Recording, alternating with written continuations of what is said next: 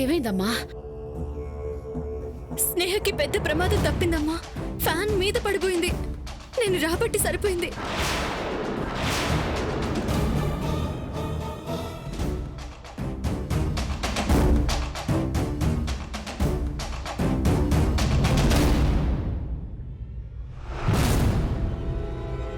భగవంతుడా, ఏంటయ్యా ఇది? నా బిడ్డకు ప్రమాదం తలపెట్టాలనుకున్నావా?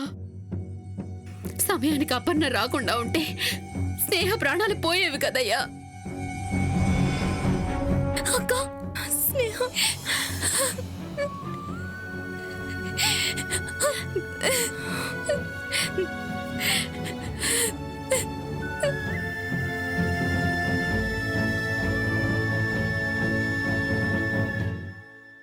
నువ్వు నిజంగా రాకపోయి ఉంటే నేను చచ్చిపోయి ఉండేదాన్ని. అక్క, నువ్వే నన్ను కాపాడావు. నేను కాదు, ఈ కొలిసి నిన్ను కాపాడింది. ఇదిద్దామని తిరిగొచ్చాను. అపర్ణ, ఏంటి లేటు? ఏం లేదు అర్జున్, వచ్చేస్తున్నాను. త్వరగా రా. ఏం కాదులే, వెళ్ళొస్తాను. ఇదిగో, అమ్మని రూమ్లోకి తీసుకెళ్ళావు.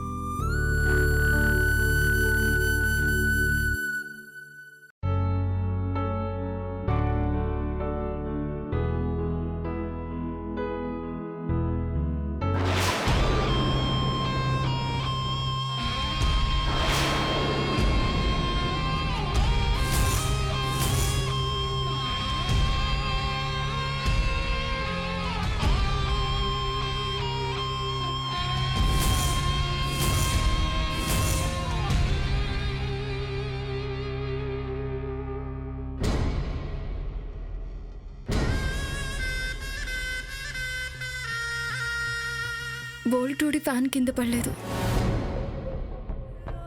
ఎవరో కావాలని ఫ్యాన్ రాడ్ని కట్ చేస్తే కింద పడింది. అంటే స్నేహాన్ని చంపే ప్రయత్నం అయింది. ఎవరు చేస్తుంటారో?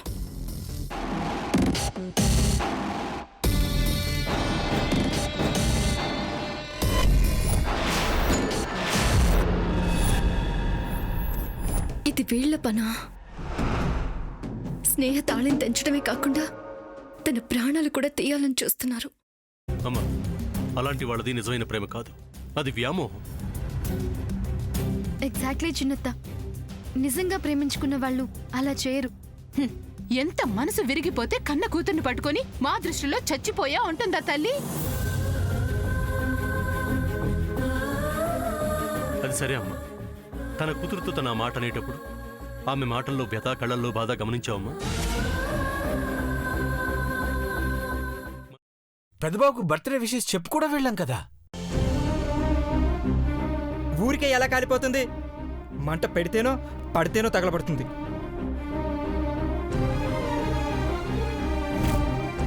కరెక్ట్ చిన్నబాబు, నీకొచ్చినట్టే నాకు డౌట్ వచ్చింది.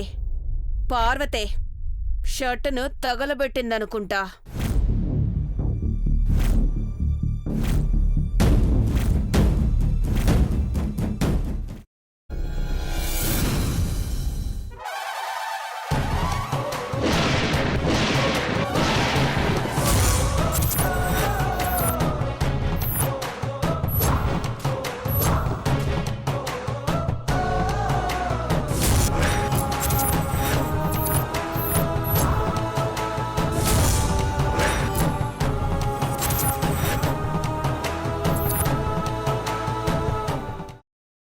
తర్వాత పొట్టు తీసేసి చాప్ చేసి పక్కన పెట్టుకోవాలి.